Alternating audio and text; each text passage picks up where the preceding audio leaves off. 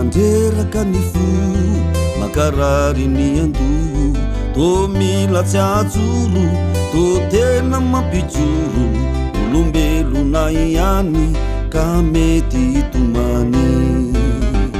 finolana ny tany tena zany azy zany mandreraka ny fo makarary ny andoho tô mila tsy ajoro tô tena mampijoro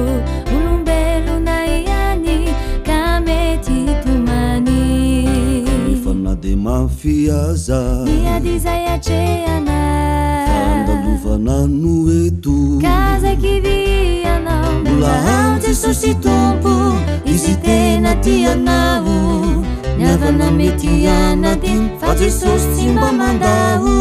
izay manana ny jeso nahory asa tsy kivy tsy mba manohifo tsy mba very fanantenana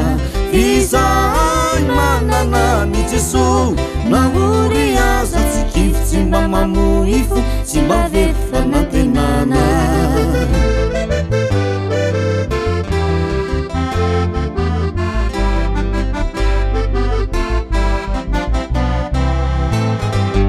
avereo ny losandray sy namoy anineny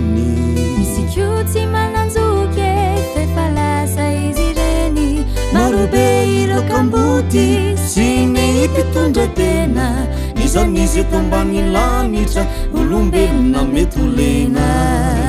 efa na de mafiaza satria ny olona manda fandalovana no eto kazakivianao mbola ao jesosy tompo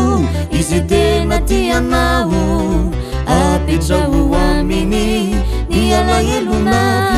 fizay manana ny jeso nahory asa tsy kivy tsy mba mamohifo tsy mba very fanantenana fizay manana ny jeso nahory asa ho tonga any andanitra ho miramiranda